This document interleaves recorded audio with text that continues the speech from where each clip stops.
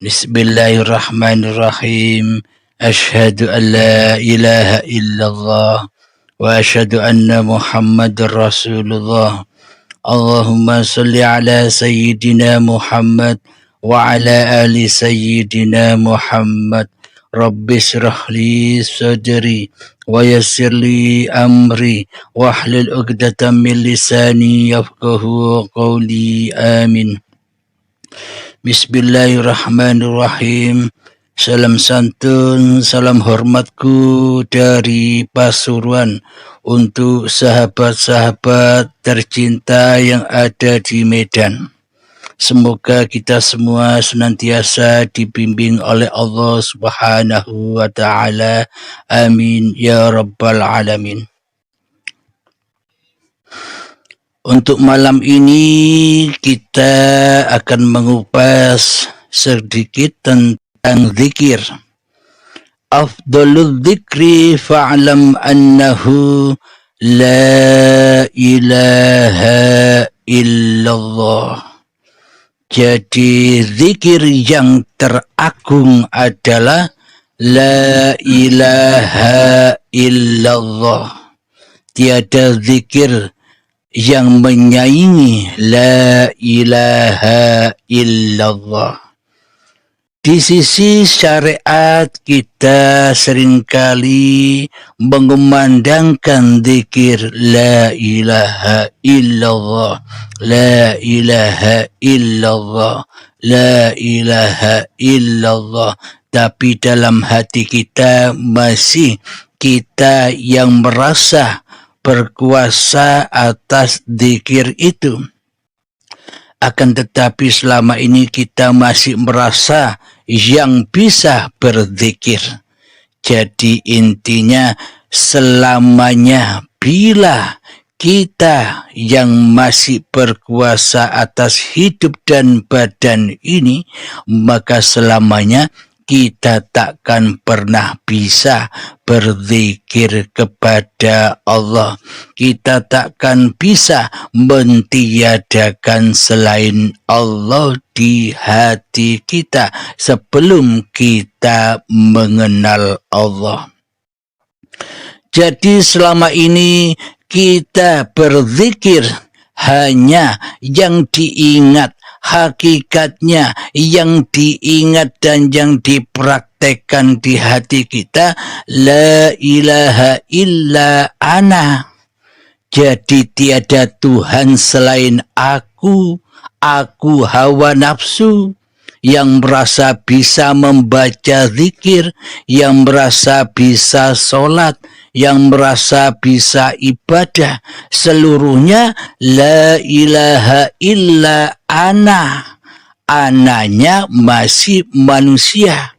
Selagi manusia tidak mengenal Tuhannya, selagi manusia tidak beriman kepada Tuhannya, selagi manusia belum masuk Islam, maka selamanya takkan pernah bisa berzikir kepada Tuhan Sang Pencipta di manusia kita. Ya tidak? Bisa dirasakan apa tidak selama ini? Bisa dibedakan apa tidak selama ini antara sebelum baiat dan sesudah baiat? Ya kan? Terbukti kan? Sebelum kita berbaiat semuanya hanyalah angan-angan belaka. Solatnya angan-angan, ibadahnya angan-angan, zikirnya angan-angan. Karena di dalam hati kita selama ini la ilaha illa ana, yang ada hanya Tuhan, hawa nafsu kita sendiri selama ini. Jadi bila tidak mengenal Allah, bagaimana mungkin bisa berzikir kepada Allah? Jadi bila tidak tahu Allah, bagaimana mungkin bisa berzikir, bertemu Allah? Jadi kebanyakan selama ini kita hanya berharap-harap hal yang kosong. Berharap-harap hal pahala. Padahal pahala itu tidak ada. Padahal pahala itu tidak nampak. Padahal pahala itu gaib. Tapi kenapa selama ini kita mencari-carinya, kita mempercayainya. Sementara kepada Allah kita tidak bergeming. Kita seharusnya mencari siapa pemilik pahala daripada pahala itu sendiri. Jadi selama ini kita beribadah salah alamat, salah tujuan, salah fokus. Akhirnya semuanya hanyalah jadi amalan dunia fana, yakni amalan dunia yang hancur. Jadi selama kita belum berbaiat selama ini, maka kita tak pernah beribadah walaupun sebiji darah kepada Allah, melainkan hanyalah kedustaan belaka, melainkan hanyalah kesyirikan belaka, melainkan hanyalah kekufuran saja kepada Allah. Diakui apa tidak? Iya kan? Selama ini kita tak pernah beribadah kepada Allah. Setelah Anda berbaiat baru nyata, oh ternyata selama ini aku tidak pernah nyembah Allah. Oh ternyata selama ini aku belum Islam di sisi Allah. Oh selama ini ternyata aku kafir. Ya enggak? Nah, semua itu diketahui ketika kita sudah mengenal Allah, maka akan tahu seluruh kesalahan-kesalahan kita, maka kita akan terbuka mata kita akan kezaliman-kezaliman yang kita lakukan selama ini, kesalahan-kesalahan yang kita lakukan selama ini, kejahiliaan hati yang kita praktekkan selama ini akan terkuak.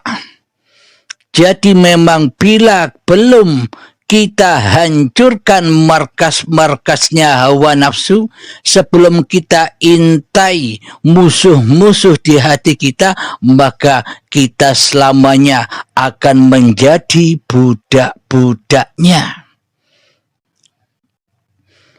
Maka dari itu sebelum beriman, bertuhankan kepada Allah, maka harus berperang dulu melawan dirinya sendiri, alias bunuh diri. Jadi bunuh diri secara hakikatnya ya saat ini membunuh hawa nafsunya, membunuh kedirian manusianya. Agar apa? Agar kembali rojiun kepada Tuhannya. Jadi ada kisahnya Nabi Isa di surat Al-Baqarah itu. Bila kamu menyembah lembu atau sapi, mending kamu bunuh diri. Persembahkan dirimu kepada Tuhanmu. Maksudnya bunuh diri itu ya begini, mempersembahkan kembali apa yang kita miliki selama ini. Inilah yang dimaksud zakat fitrah. Zakat untuk mensucikan hidup dan badan ini dari pengakuan diri manusia kita selama ini. Jadi zakat fitrah hakikatnya adalah memberikan apa yang paling kita cintai selama ini, yakni hidup dan badan inilah yang paling kita cintai selama ini harus dipersembahkan kembali kepada yang punya. Inilah yang disebut zakat. Jadi bila kita sudah beriman kepada Allah, jadi aplikasi seluruh rukun Islam itu sudah kita jalani tiap detik per detik, tiap menit per menit, tiap jam per jam, tiap hari per hari, sudah kita aplikasikan di dalamnya rukun Islam itu secara hati. Sedang secara syariat itu hanyalah simbol-simbol, hanyalah ibadah-ibadah secara ragawi, secara syariat. Bila kita tidak berhakikat, bila kita tidak beriman, bagaimana kita bisa melaksanakan rukun Islam itu secara benar? Iya enggak? Selama ini Anda sebelum baiat, bisa enggak Anda melaksanakan rukun Islam itu secara benar? Semuanya kan dusta, iya kan? Syahadatnya dusta. Syahadat yang pokok itu dusta. Selama syahadatnya masih dusta, semuanya salah. Syahadatnya dusta, sholatnya apalagi, zakatnya apalagi, puasanya apalagi, hajinya apalagi, semuanya di dalam lembah dusta, lembah dosa. Karena apa? Karena di dalam hatinya tidak la ilaha illallah. Karena yang ada di dalam hati kita selama ini ya diri kita sendiri. Selamanya kita takkan pernah bisa mengaplikasikan syariat Allah.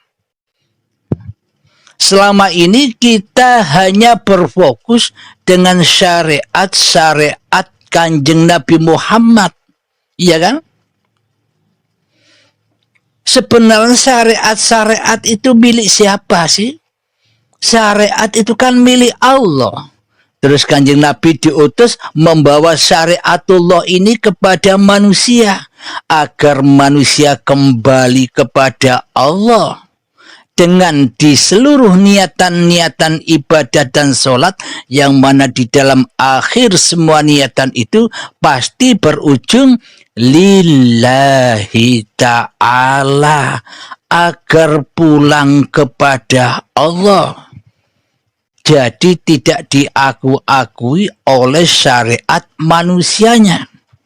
Jadi tujuan syariat itu diperuntukkan bagi manusia hanyalah untuk agar manusia kembali selamat menuju Tuhannya di alam lillahi ta'ala. Bisa didengar? Nah, selama ini niatan-niatan ibadah kita kan bukan lillahi ta'ala, cuma omongan-omongan doang.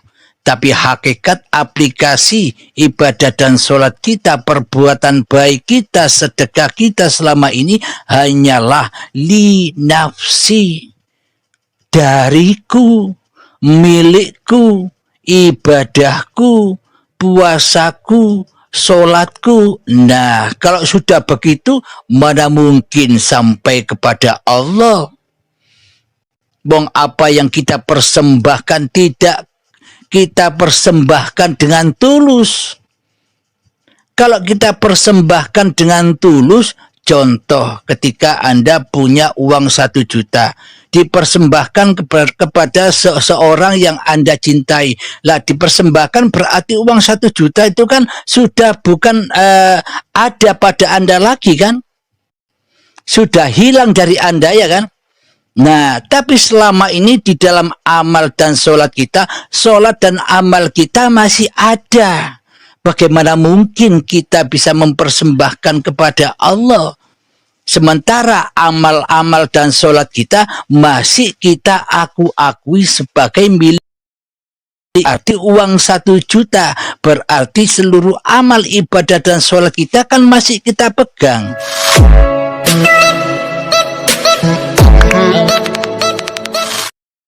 arti uang 1 juta, berarti seluruh amal ibadah dan sholat kita kan masih kita pegang, masih kita miliki, ya kan? Seolah-olah saja, kelihatannya saja beribadah, tetapi di dalamnya dusta. Seperti anak kecil, ini tak kasih permen, anak kecil dibohongi, terus permennya dipegang sendiri, diginikan lagi, dipegang lagi, cuma bohongan. Kelihatannya lillahi ta'ala, akan tetapi apa yang kita persembahkan selama ini belum dipersembahkan kepada Allah. Apa buktinya? Kita akui kita yang melaksanakan. Itu maksudnya.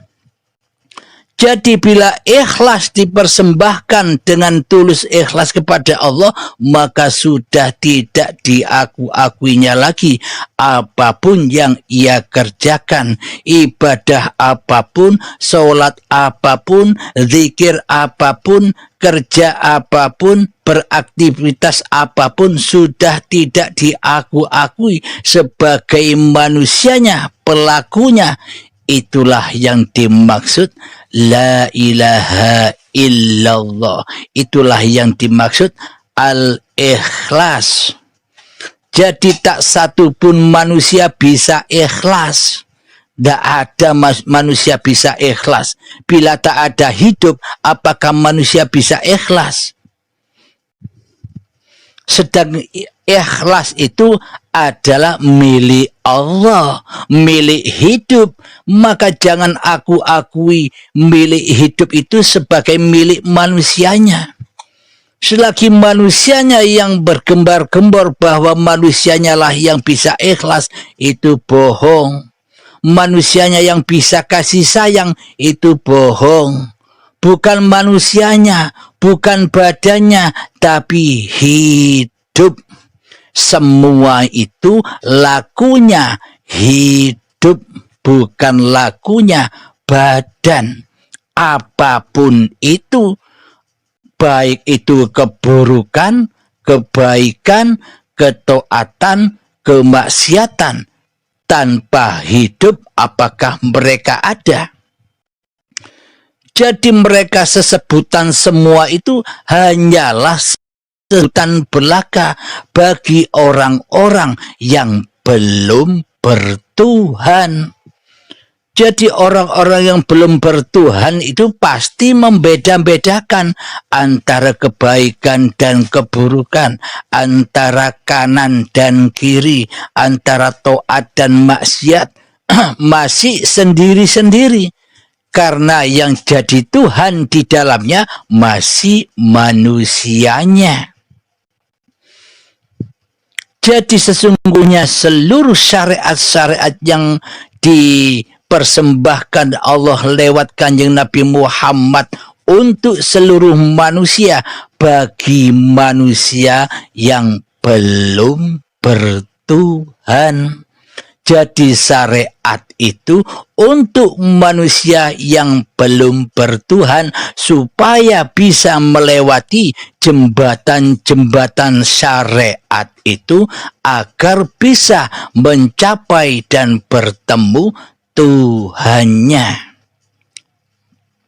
Syariat apapun sejak bangun tidur hingga tidur lagi itu kan syariat. Maka diperuntukkanlah syariat-syariat itu bagi manusia agar manusia kembali kepada Tuhannya. Bila Anda tidak hidup, apakah Anda bisa kembali pada hidup? Iya kan? Tidak bisa kembali sampai tidak ada. Jadi rasa hidup ini kembalikan kepada Allah. Jadi yang punya rasa-rasa, yang beraneka ragam rasa itu bukan milik manusianya. Rasa apa saja, baik rasa sedih, rasa bahagia, semuanya milik Allah, pagelarannya Allah, ceritanya Allah, bukan cerita manusianya. Manusia hanyalah diperjalankan, hanyalah dipergelarkan, disandiwarakan. Jadi manusianya tak berhak ikut main-main di dalamnya. Manusianya tak boleh ikut bersandiwara, karena manusianya tak mampu bersandiwara, ya kan? Bila tak ada hidup, apakah manusia bisa bersandiwara? Apakah manusia bisa berkayasa apapun? Jadi sesungguhnya hiduplah yang berkayasa semua kejadian-kejadian itu. Jadi bila bagi anda yang sudah berbaiat dan sudah pegang kuncinya bismillahirrahmanirrahim, ya muqallibal qulub, wahai zat yang membolak-balikkan hati, wahai hidup yang membolak-balikkan hatiku, sabbit qalbi ala dinik, tetapkanlah aku selalu menyaksikanmu ya Allah yang membolak-balikkan hati. Bila tidak ada engkau ya Allah, apakah ada bolak-baliknya hati? Jadi jangan kau akui bolak-baliknya hati ini, bolak-baliknya hatimu, maka kamu akan tersesat, maka kamu akan disiksa di dalamnya, karena engkau sudah ngaku-ngaku jadi sang pembolak-balik hati. Jika engkau ingin selamat menuju Tuhanmu, ya diam saja. Diam anteng tanpa suara dan tanpa huruf. Diamnya seperti diamnya orang tidur atau orang mati. Jadi tidak memandang di luar, akan tetapi yang dipandang yang di dalam. Hidup ini mengkehendaki apa terhadapku hari ini. Apapun kehendak yang diperintahkan hidup, ya ikuti. Masuk di dalam. Jangan sampai keluar. Jadi bila sudah masuk ke dalam, Anda sudah tidak dapat melihat makhluk lagi yang di luar diri Anda. Benar mata lahir memandang makhluk, mata lahir memandang dunia, akan tetapi mata batin sudah memandang akhirat, kehidupan akhirat daripada kehidupan dunia, ya kan? Jadi yang dikatakan kehidupan dunia itu, hati ini buta, hati bermakmum, hati dijadikan budak oleh mata lahir. Inilah yang dimaksud Dajjal itu. Hatinya buta, selalu mengikuti mata lahir. Jadi mata hati dipakai untuk gudang-gudang penyimpanan dunia oleh mata lahir, ya kan? Mata lahir melihat apa saja, saut, jus, masukkan mata hati, plek. Lihat cewek cantik, saut, masukkan hati, plek. Lihat mobil mewah, saut, langsung masukkan hati, ya kan selama ini? Sehingga hatinya penuh sesak dengan dunia, akhirnya mengeras seperti kerasnya batu, sehingga disiksa di dalamnya, disiksa kepingin memiliki itu, cita-cita yang bermacam-macam, seolah-olah kan kita seperti Tuhan, sok bisa mengatur diri kita sendiri dan orang lain, ya kan? Maka dari itu kita disiksa cari harta, disiksa bekerja, disiksa mencukupi kebutuhan keluarga, karena kita merasa jadi Tuhan. Nah, jika sudah bertuhankan Allah, sudah diam saja. Diam yang anteng, yang enak, yang enjoy. Biar Allah yang mencukupi Anda. Biar Allah yang mencukupi seluruh kebutuhan keluarga Anda. Ya kan? Sesungguhnya yang mencukupi Anda dan keluarga Anda selama ini kan Allah. Anda tidak sadar. Karena hidup masih diakui oleh hidup manusianya. Jadi Allah seolah-olah tidak kuasa sedikit pun. Nah, ketika kita sudah menyadari bahwa hidup ini Allah, oh ternyata sejak dari tanah sampai jadi bayi hingga setua ini, siapa yang ngurusi badanku ini? Kan Allah, kan hidup. Seolah-olah menurut dohirianya kita yang bekerja, tapi hakikatnya kan hidup yang bekerja. Kalau tak ada hidup, apa Anda bisa kerja? Hidup yang memberi rezeki, ya kan? Nah, jadi setelah kita mengenal Allah, oh ternyata sesungguhnya di alam semesta ini yang ada hanyalah Allah. La mawjudan illallah. La ilaha illallah. Maka nyatalah agama seperti yang dibawa oleh para nabi, para rasul, dan kanjeng Nabi Muhammad, yakni agama tauhid, yang mana di dalam hatinya selalu mentauhidkan Allah daripada mentauhidkan hawa nafsunya di hatinya, ya kan? Nah, kalau sudah bisa beragama yang seperti ini, pasti seluruh apa yang diperbuat, seluruh aktivitasnya pasti lillahi ta'ala. Inilah tujuan syariat-syariat itu didatangkan. Ketika manusia sudah bertemu dengan hakikat makrifat syariat itu sendiri, maka hancur leburlah syariat-syariat manusianya, iya enggak? Kalau sudah bertuhan, oh ternyata selama ini aku tak bisa syariat. Oh ternyata selama ini aku tak bisa toreko, tak bisa hakikat, dan tak bisa makrifat. Hanya hiduplah, hanya Allah lah sang pemilik syariat, toreko, hakikat, dan makrifat. Jadi posisi hambanya di mana? Yo meneng wae. Ya diam saja. Ikuti saja apa yang dilaksanakan, yang diperintahkan. Diam saja tanpa huruf dan suara. Bahwa yang bisa bersuara, yang bisa berhuruf kan yang laisa kamitslihi syai'un. Jika tanpa hidup, jika tanpa Allah, jika tanpa laisa kamitslihi syai'un, apakah ada suara dan apakah ada huruf? Nah, jadi dari yang laisa kamitslihi syai'un itulah terciptalah huruf dan suara. Jadi siapa bilang Allah tak bisa berhuruf dan bersuara? Jadi semua itu kan Allah yang punya, penguasa pagelaran alam semesta ini.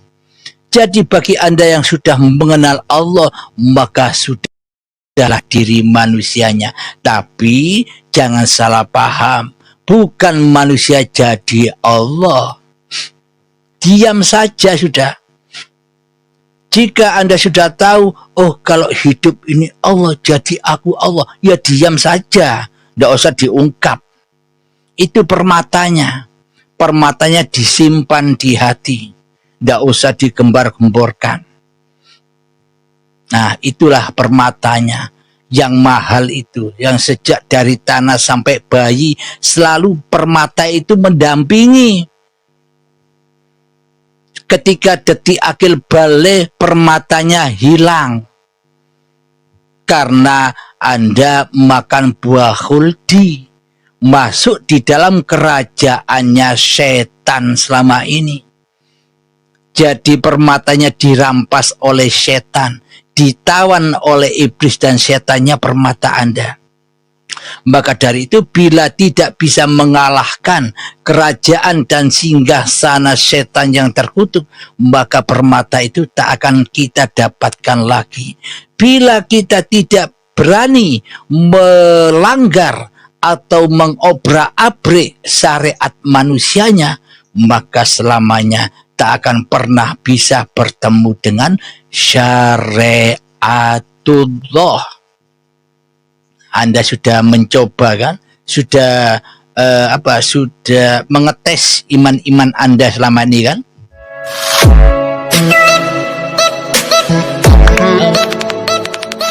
Anda sudah mencoba kan? Sudah sudah mengetes iman-iman Anda selama ini kan? Selama ini syariat-syariat Anda kan sudah Anda tes. Ini syariat manusia apa syariatullah. Jadi bila tandanya syariatullah yang terjadi, tandanya manusianya ya diam saja. Diam saja, masuk ke dalam diri, diam, anteng. Nah, disitulah tempat warid, tempatnya ilham-ilham, tempatnya wahyu-wahyu yang diberikan oleh Allah. Allamal insana ma lam ya'lam. Aku akan mengajarkan kepada manusia apa yang belum diketahuinya.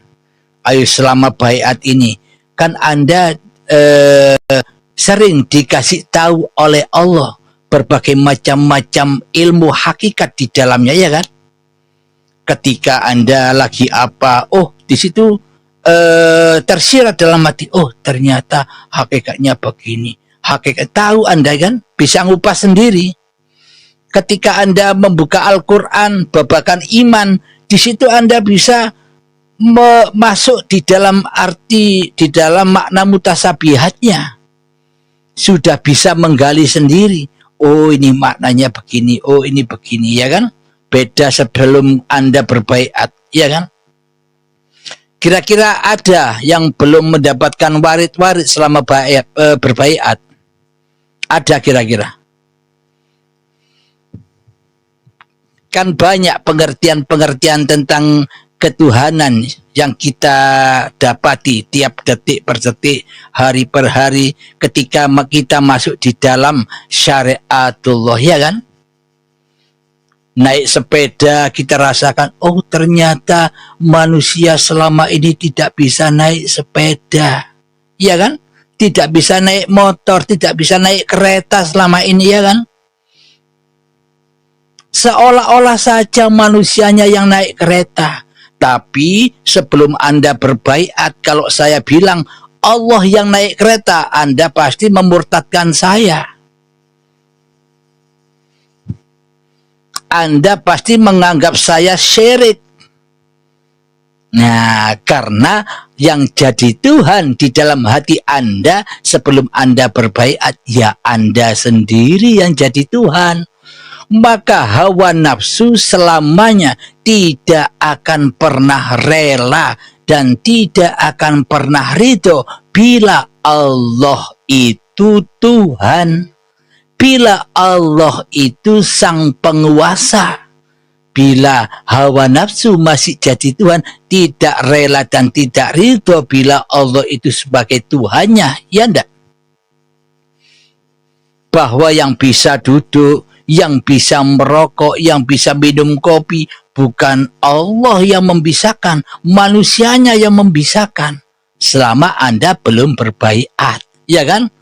Nah, bagaimana mungkin Anda dikatakan bertuhan, sementara di hati Anda Tuhannya tak ada.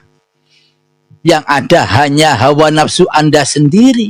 Nah, ternyata selama ini kita sembunyi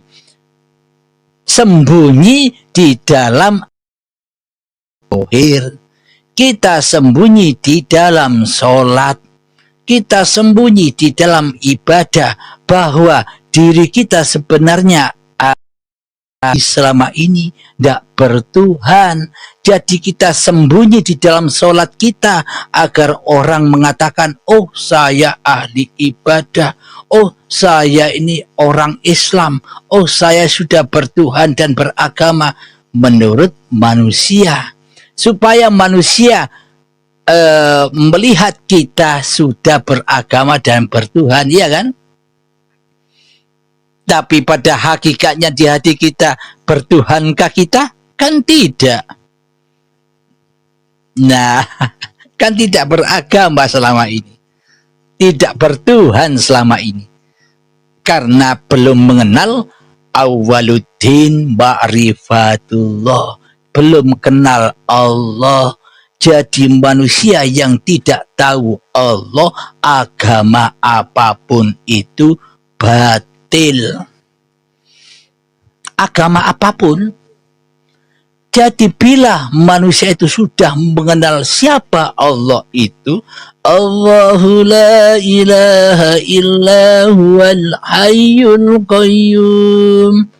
Allah, tiada Tuhan yang berhak disembah. Dialah hidup yang kekal. Jadi siapapun manusianya, apapun agamanya, bila ia dikehendaki, menyadari, mengetahui, ditunjuki oleh Allah bahwa hidup inilah Allah, maka agama apapun, siapapun orangnya, itulah Islam di sisi Allah. Hatinya sudah Islam, meskipun beda syariat-syariat raganya, meskipun beda syariat-syariat agamanya, tapi hatinya sudah pasrah total jenderal kepada penguasaan Allah, penguasaan hidup. Itulah yang disebut beragama dan bertuhan di sisi Allah. Jadi orang yang dikehendaki tahu seperti ini bukan orang Islam saja. Semua agama-agama ditunjuki oleh Allah, tapi ya dirahasiakan orang-orangnya. Meskipun kelihatannya badannya ke masjid, ke gereja, tapi di dalam hatinya sudah Allah yang mengutus, Allah yang memperjalankan, hamba tidak kuasa apapun di dalamnya. Loh, itu yang dimaksud Islam. Inna dina indallahil Islam. Hati yang sudah bergantung kepada Tuhannya, hati yang sudah berla ilaha illallah. Itulah yang dimaksud Islam. Apapun agamanya, apapun syariatnya, tidak peduli. Meskipun Anda mengaku-ngaku Islam, bisa bersyariat, bisa ibadah, tapi di dalamnya Anda tidak Islam, buat apa? Nah, berarti pemahaman seperti ini yang original, tauhid yang original yang dibawa oleh para nabi dan rasul, kan tidak melulu bagi semua umat Islam. Umat agama Islam, Islam yang golongan itu loh, Islam simbol-simbol itu loh. Nah, bila memang agama Islam itu merasa benar, berarti seluruh pemeluk agama Islam pasti imannya iman seperti ini, ya enggak? Nah, jadi jangan merasa benar di dalam agama-agamamu. Karena bila manusia tidak mendalami agama yang ia peluk, pasti tersesat. Agama apapun mengajarkan ketauhidan di dalamnya. Akan tetapi kebanyakan manusia buta di dalamnya. Karena apa? Karena hawa nafsu, karena dan setan tidak rela, tidak ridho bila ia mentuhankan Allah, maka disesatkanlah anak cucu Adam, apapun agamanya dan siapapun orangnya. Jadi bagi Allah, iblis dan setan takkan bisa menggoda orang-orang yang sudah bertakwa kepada Allah. Takkan bisa. Siapa orang-orang yang bertakwa itu? Orang-orang yang bertakwa itu yang di hatinya berkumandang la ilaha illallah. Itulah takwa, itulah iman. Jadi iblis, setan dan hawa nafsu dipenjara, takkan bisa menerobos masuk di dalam singgah sananya Allah. karena sudah masuk di dalam bulan suci Ramadan. Jadi bulan suci Ramadan itu seluruh hidup manusia yang sudah bertakwa, seluruhnya kehidupannya Ramadan terus, suci terus, Lailatul Qadar terus, karena di dalam hatinya sudah gelap, sudah malam kemanusiaannya. Jadi Lailatul Qadar itu bukan gelap-gelapnya malam yang di luar, gelapnya hati akan manusianya. Kalau manusianya sudah tidak ada, manusianya sudah goib, maka itu yang dimaksud Lailatul Qadar. 1 detik Lailatul Qadar lebih mulia dari seumur hidup Anda. Seumur hidup Anda selalu mensekutukan Allah sampai Anda meninggal. Dengan ditimbang dengan 1 detik berla ilaha illallah, berat mana? Meskipun kelihatannya seumur hidup Anda, kelihatan manusia Anda rajin ke masjid, rajin ibadah, rajin puasa, rajin berzakat, rajin bersedekah, rajin berbuat baik, tapi di dalamnya masih menyembah hawa nafsunya, ya semuanya tak ada gunanya. Ya kalah dengan 1 detik di dalam Anda kembali pulang kepada Allah. Nyata hidup ini Allah, 1 detik, ya semua kalah. Nah, jadi kalau sudah kembali kepada Allah, babakan syariat, manusia sudah tidak bisa berdaya lagi, sudah tak bisa bersyariat lagi. Jadi syariat yang berlaku selama ini sudah kembali kepada Tuhan yang menguasai syariat, yakni syariatullah lillahi ta'ala. Di dalam sholatnya sudah bukan manusianya yang sholat, di dalam ibadahnya sudah bukan manusianya yang ibadah, manusianya diem-diem wae, ikut-ikut wae apa yang dipergerakkan, apa yang dikehendakkan oleh hidup. Jadi di dalam sholat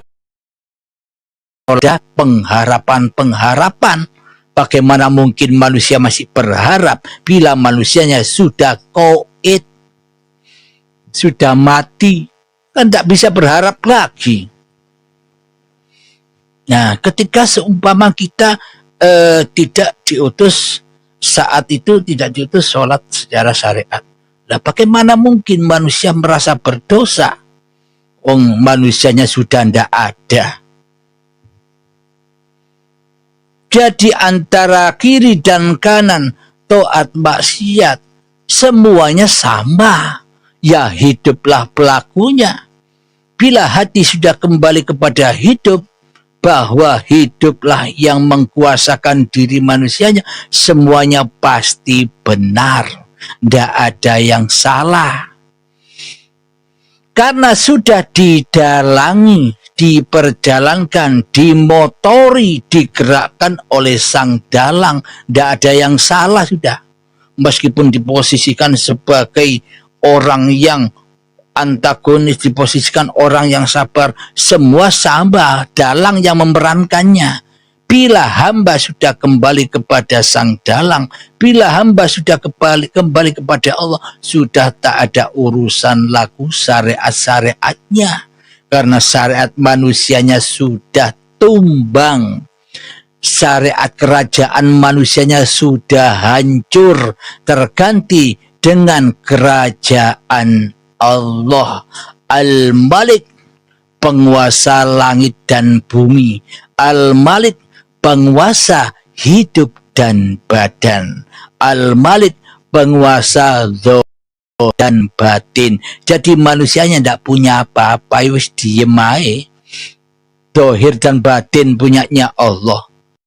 Langit dan bumi punyanya Allah. Hidup dan badan punyanya Allah. Manusia ya diem saja. Diutus mengabdi mengabdi. Wa ma khalaqtul jinna wal insa illa liya'budun. Tidak kuutus jin dan manusia hanyalah untuk mengabdi di dalam hidup dan badan, dan menjadi sang pemilik hidup dan badan. Nah, jadi mengabdi itu apa? Ya diam saja, ngikuti apa? Ngikuti yang diutuskan, yang dikehendakkan.